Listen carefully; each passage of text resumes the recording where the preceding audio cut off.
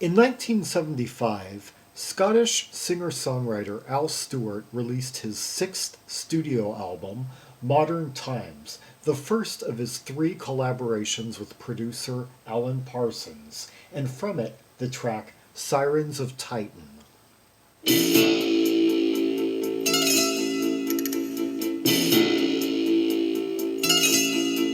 I was drawn by the sirens of Titan, carried along by their call, seeking for a way to enlighten, searching for the sense of it all. Like a kiss on the wind, I was thrown to the stars, captured and ordered in the army of Mars, marching to the sound of the drum in my head. I followed the call. Okay, and we've got that rattling percussion there, and that Celeste, I believe. I was drawn by the sirens of Titan, carried along by their call, seeking for a way to enlighten, searching for the sense of it all. Like a kiss on the wind, I was thrown to the stars, captured and ordered in the army of Mars, marching to the sound of the drum in my head.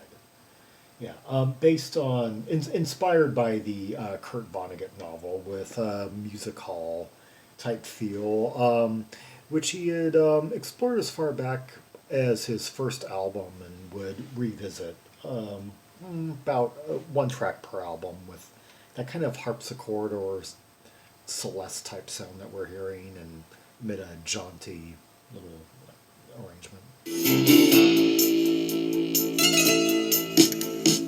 Only to be Malachi constant, I thought I came to the sun, living in the heart of the moment, with the riches I gained at my birth. But here in the yellow and blue of my days, wander the endless Mercurian caves, watching for the signs the harmonians make, words on the walls. Okay, I think the guy giving us that little sound there is Pete Wingfield, who also put out a solo album the same year as this. I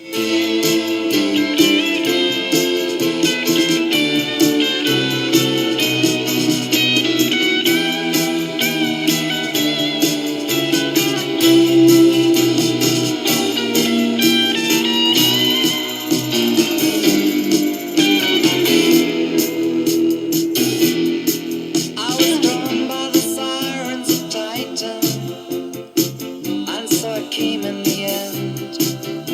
Okay. I followed the call only to be Malachi constant. I thought I came to this earth, living in the heart of the moment, with the riches I gained at my birth, but here in the yellow and blue of my days, I wander the endless Mercurian caves, watching the signs of the harmonians make, the words on the walls. I was drawn by the sirens of Titan, and so I came in the end, under the shadow of Saturn, with statues and birds for my friends.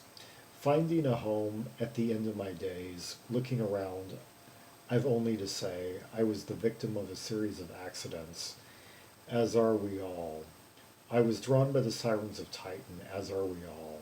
And that whole story was like about like eons of time being nothing more than like experiments for people that are able to control time and space, like from a distance. And yeah, like Vonnegut's novels tended to really kind of like throw in a lot of supernatural absurdity from what little I've absorbed. But Stewart's the kind of guy who his songs tend to be inspired by hours spent at the library. As a matter of fact, I think I saw a photo recently of him doing just that. Although I tend to, as far as literary references go, I tend to associate his work, his lyrics, more with historical events rather than 20th century. But then again, there are probably some people who could just hit me over the head with like example after example of exceptions and such. But anyway.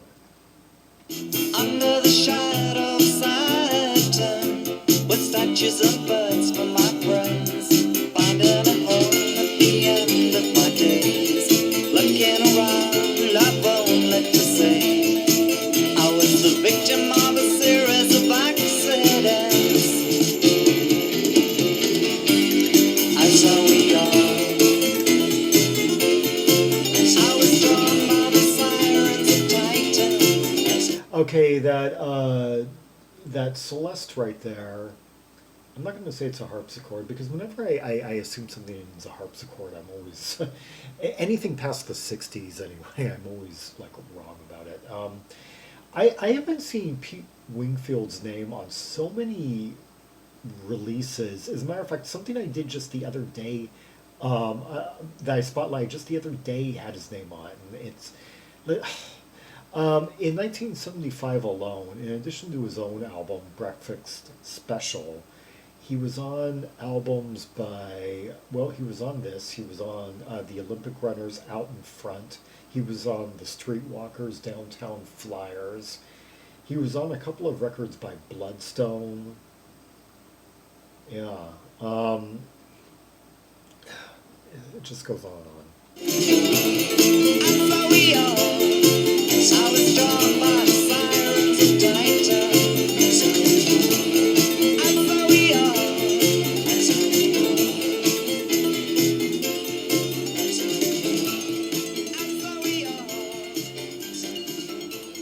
Drawn by the Sirens of Titan. Yeah, and those really fast runs on the Celeste by Pete Wingfield. He was on Snakes and Ladders, which I spotlighted a couple of tracks from just the other day. And let's see. And who else is playing on this? That might be, let's see, Graham Smith, Peter Wood, Andrew Powell, of course, the arranger in, in partnership with Alan Parsons, Tim Renwick on guitar, of course, Brian Bennett, background vocals, I've not really known him in that capacity. Gerry Conway, drums, Barry DeSouza, drums, Stuart Cowell, dobro, guitar. Let's hear another track from the album, a more conventional Stewart number, Next Time.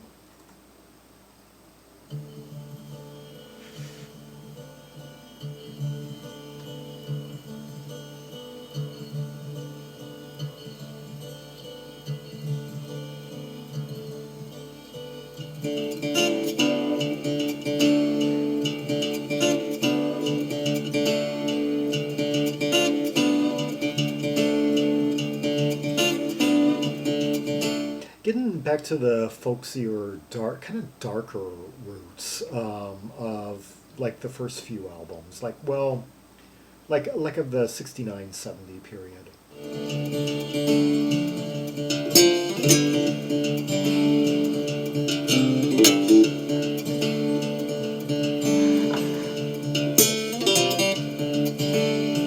He heard the clatter of heels in the street, the clock said 3:30. He lay there waiting in the dark to hear the scraping of the front door key. I love it when it gets dark and kind of goes into those more haunted vocals, almost kind of ghostly in a way. He wouldn't say to her, don't wanna where you were. She wouldn't find him there next time. This is, I think, another one of his numbers that deals with kind of two people like passing and by one another. Let's see. He heard the clatter of her heels in the street. The clock said 3:30. He lay there waiting in the dark to hear the scraping of the front door key. He wouldn't say to her, "Don't you want to know where you were?" She wouldn't find him there next time. This is really vague. Like, I'm thinking, like, he's done these numbers where it's like two people kind of like passing one another and not really, and one of the and one of the parties not acknowledging the recognition or whatever. I'm thinking, I'm thinking this could be like a precursor to Almost Lucy or something. She missed the train. She felt the rain upon her face. It seemed to clear her head. She watched him drive into the night. Oh, so she is watching him. A broken tail light, a speck of red. She still felt his touch. It didn't seem to mean that much. She wouldn't go back there next time. Now I'm wondering if this is someone, this could be two people who had a one-night stand, and she knows it's a one-night stand and just wants to leave it behind and not think about the guy or acknowledge him again if she sees him.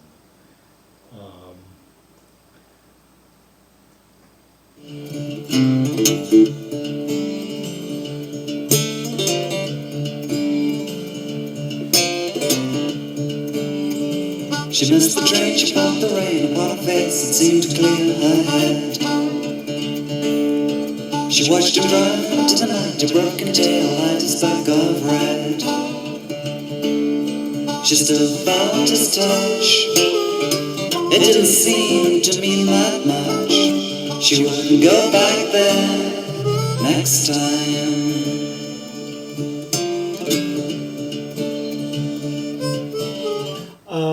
The title, I guess, is kind of ironic given the circumstances. It's like,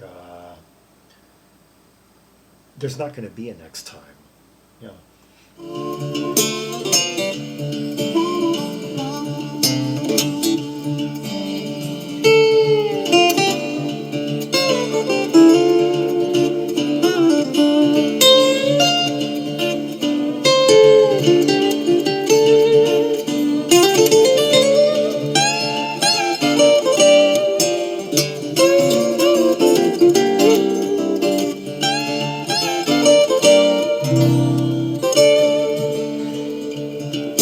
Okay, and that guitarist, Tim Renwick, has been on just as many albums, I'd imagine, as Pete Wingfield.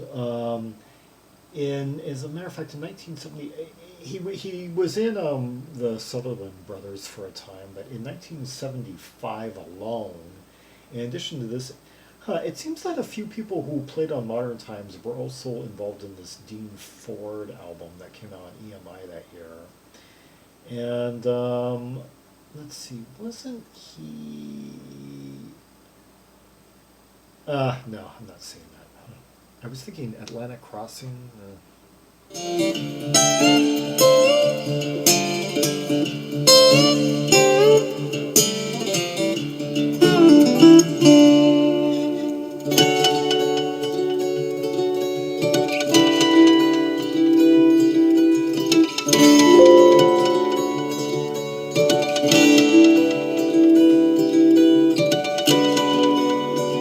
Those beautiful harmonic notes.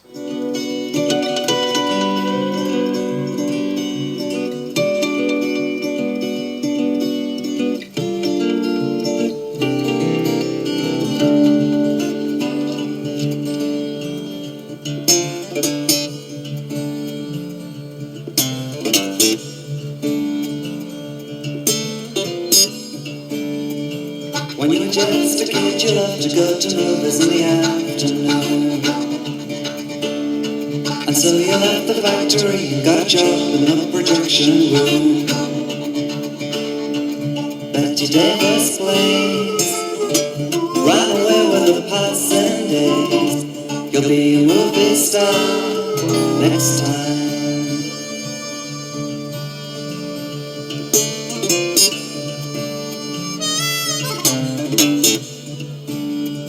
Tasty there. Another guitarist credited on this album is Simon Nicol. I'm wondering, is there any relation between him and Ken Nicol? Because both were in the Albion band. Uh, that's not really bringing me luck on the wiki page. Yeah, let's finish the lyrics here. When you were just a kid, you loved to go to the movies in the afternoon, and so you left the factory and got a job in the projection room. Oh, we're going back. And I didn't think we would go into our background like this. Betty Davis plays, ran away with the passing days. You'll be a movie star next time. Huh. Oh, I get it now. I wonder if she slept with a casting couch guy or a guy with connections to the movie industry for a role and then regretted her decision and thought and decided that she would rather just abandon that whole situation and never even face that guy again than try and make the most of whatever she could have gotten out of that in exchange for that and just give up on her movie star ambitions altogether simply because of her moral misgivings about sleeping with a casting agent, for a role. That the song now a few years later the song Almost Lucy was about a mysterious woman who leaves her past behind and assumes a new identity. And it had a similar dark feel, like I think Almost Lucy was trying to escape some situation that she regretted, was trying to leave it in a past life or something. And I like that. I like those songs that deal with kind of like a mysterious woman, like leaving it all behind and being recognized and not acknowledging like just yes, I don't know you. You never knew me.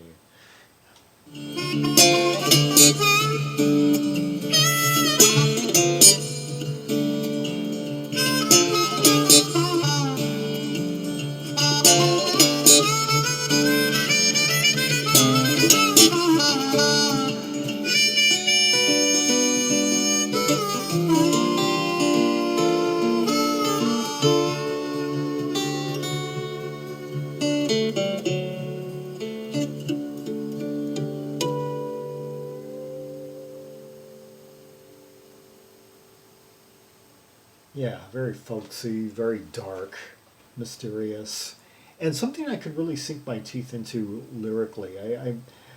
There could be other interpretations, but a new favorite of mine from the album, one that hadn't quite grabbed me before. Sirens of Titan had long been a favorite just because it had that obvious hook to it and the music hall jaunty, the kind of like Toy Town feel in a way. I couldn't really get into the lyrics of Sirens of Titan. I'm not sure Kurt Vonnegut is necessarily that his writing is a good basis for lyrics. This next time though was just classic Al Stewart. I know that he likes to write about history a lot, but also these vignettes of like mystery woman. I really that's a real strong suit of his. Yeah. So my own tastes in this album have kind of shifted with age, you could say. Yeah. Al Stewart, two cuts from his 1975 Alan Parsons produced album Modern Times. The tracks Next Time and Sirens of Titan.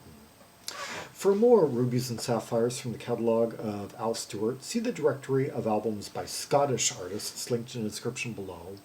For Red Hot tracks and purples from all of Al Stewart's albums from 1967 to 1984 anyway. Gotta work through that 1988 album, which is being talked about more and more in recent years. Yeah, gonna get to that eventually. But also on the Scottish directory, Jerry Rafferty, Steeler's Wheel, and Barbara Dixon, the whole line of Bread and Love and Dreams, yeah.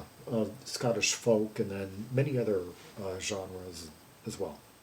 Like and subscribe, follow me on social media, share the video, and leave a comment if there are any observations you have about the two tracks we just heard. The arrangement, the instrumentation, the interplay of various contributors, and the lyrics. Yeah, both, a lot could be said about the lyrics to both songs, yeah, which connected with you more. What were your interpretations? And until next time, this is Zaragon, the world's most ear travel trim maximalist, signing off.